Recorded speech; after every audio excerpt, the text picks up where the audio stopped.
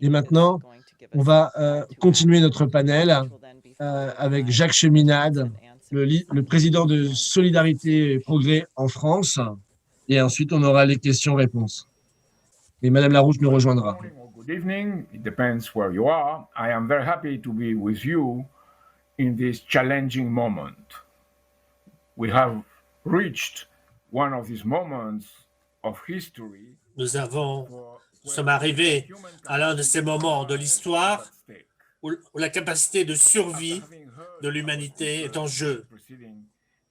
Après avoir entendu ces intervenants des panels précédents, personne ne peut le nier. C'est un moment de tragédie parce que les principaux dirigeants mondiaux, du moins dans notre monde occidental, ont perdu leur engagement à se soucier des autres, de l'avantage d'autrui, tel que défini par le fameux traité de Westphalie de 1648, clé pour établir la paix entre les nations. Nous deviendrons nous-mêmes des héros tragiques si nous cédions à la dynamique autodestructrice de nos sociétés, en nous souciant davantage de notre propre destin que du bien commun de l'humanité. Ce que j'entends par un appel à l'action ne consiste pas à dire aux gens ce qu'ils doivent faire, ce qui serait certainement absurde, mais de donner à travers ma contribution sur ce qui doit être fait, un sens d'engagement, que nous sommes une force, nous sommes le principal potentiel pour le monde à venir, parce que nous sommes engagés d'une façon solide pour le bien commun, ce bien-être général de nous-mêmes et de notre postérité. En tant que membres et amis de l'Institut Schiller, d'origine géographique et intellectuelle multiple, nous agissons pour la coïncidence des opposés, pour une finalité supérieure sans cesse renouvelée dans un sens moral, politique, économique et esthétique, pour atteindre l'unité à partir de ce qui a inspiré nos contributions. Nous refusons de devenir des Hamlet, obsédés d'une façon égoïste par une culture de la mort. Nous avons beaucoup moins d'excuses aujourd'hui pour rester à un niveau académique existentialiste que nos prédécesseurs avant la Seconde Guerre mondiale. Écoutez ce que disait Léo Alexander, conseiller expert auprès du tribunal de Nuremberg, avait à dire sur leurs péchés politiques par action et par omission à l'époque.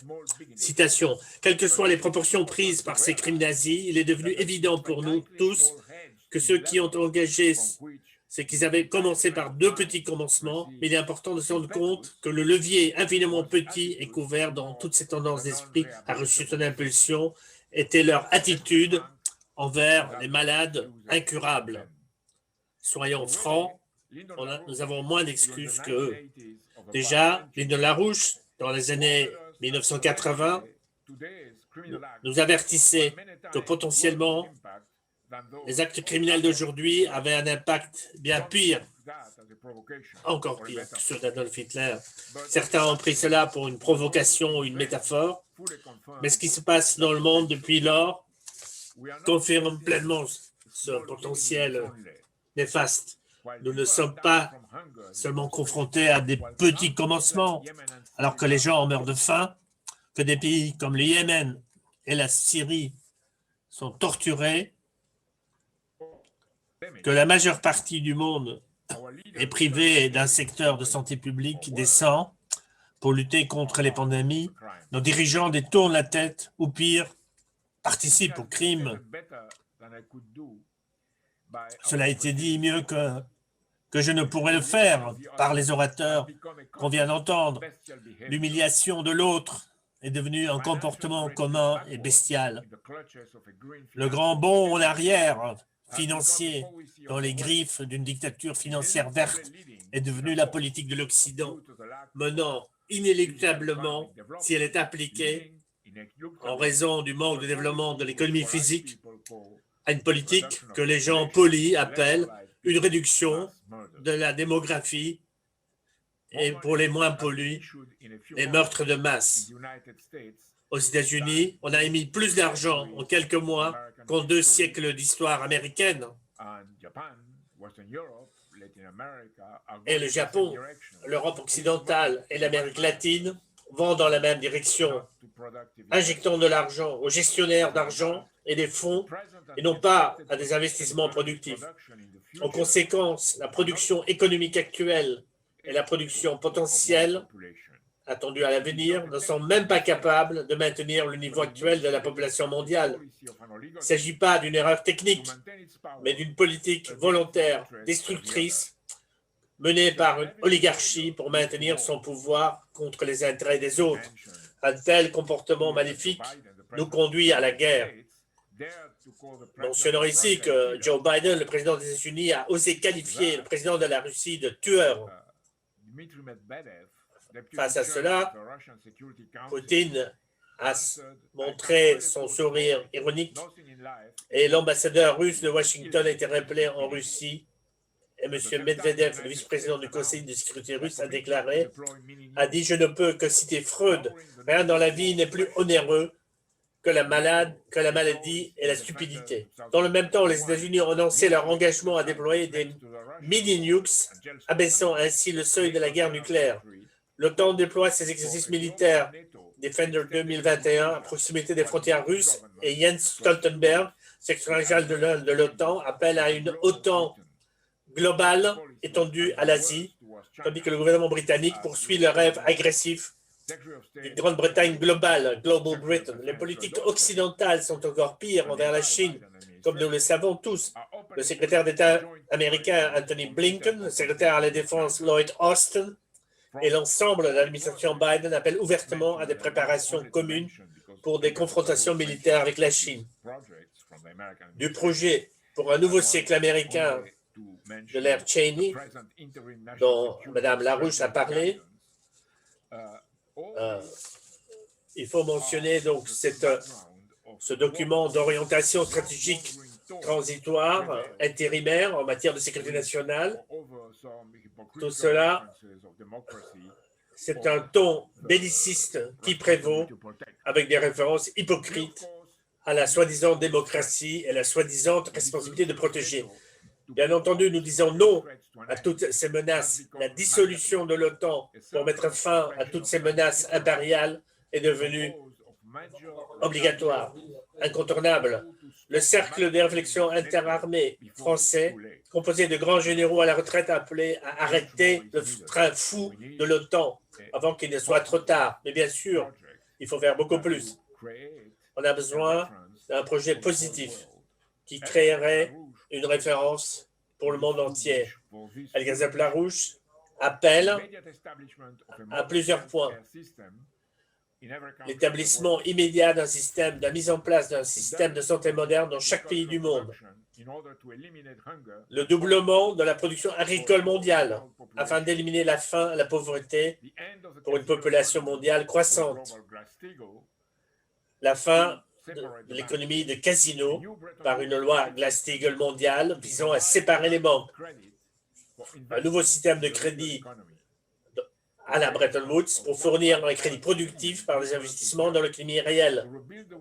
La création de 1,5 milliard de nouveaux emplois productifs pour reconstruire l'économie mondiale après la pandémie et pour commencer sérieusement à surmonter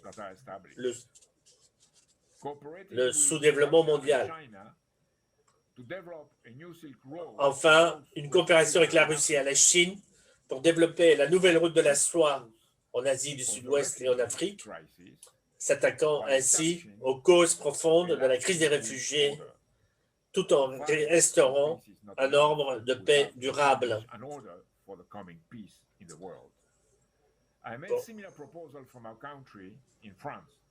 J'ai fait des propositions similaires pour mon pays, la France. J'entends trop souvent dire les gens « Oh, les conditions ne sont pas réunies, c'est trop beau pour être vrai. » Et même « Oh, je pense que l'être humain n'est pas aussi bon que vous pensez. » Voilà la déchéance morale des populations de notre monde occidental, confrontées aux mensonges permanents de leurs dirigeants elles ont trop souvent perdu leur croyance dans le bien.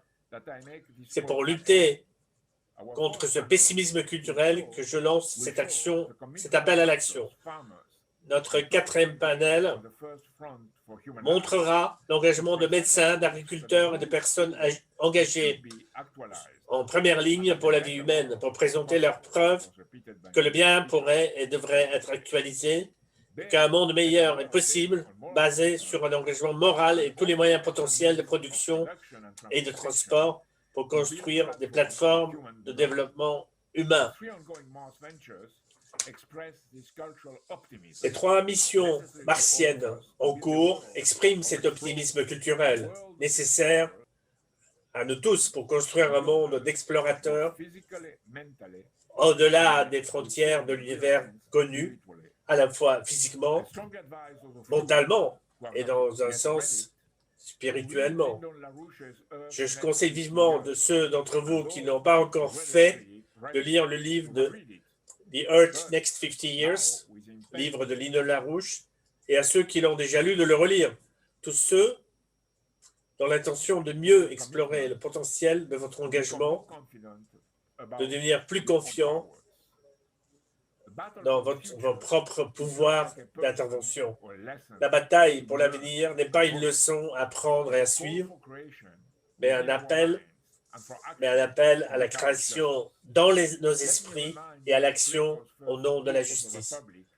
Permettez-moi de vous rappeler le premier livre de Platon, La République, où il amène Glaucon, Polémarque et Thrasymachus à explorer ce qu'est la justice.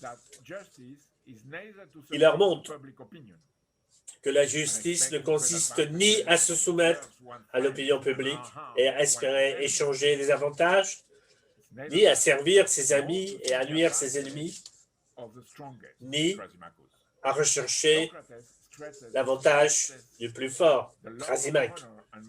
Socrate souligne que l'amour de l'honneur et de l'argent est considéré comme une chose honteuse et à juste titre. Et il ajoute que le pouvoir est une tâche nécessaire, non pas pour trouver son propre avantage, mais l'avantage des gouvernés et surtout des plus faibles d'entre eux. C'est pour cela que nous devons nous mobiliser. La difficulté commence lorsque nous regardons l'état des choses aujourd'hui. Les puissances occidentales divisant le monde en 2 catégories, amis, ennemis, sans aucun sens du bien commun, infectant les opinions publiques avec ce sens et divisant pour régner comme principe pour contrôler les populations. Cela conduit logiquement au monde de Thrasymachus et d'Alcibiade, c'est-à-dire à la domination par la force et à la guerre de tous contre tous. Notre appel à l'action est donc un appel à changer la façon de penser de nos concitoyens et à agir pour que ce soit non seulement possible, mais le plus drôle à faire, car faire le bien, c'est amusant. Pour nous organiser les uns les autres, nous devons donc être impitoyables, car nous attendons le meilleur de chacun d'entre nous. C'est avec un tel engagement que Gandhi a obtenu l'indépendance de l'Inde et Martin Luther King la fin de la ségrégation. Le goût de la victoire est donc non seulement possible, mais nécessaire.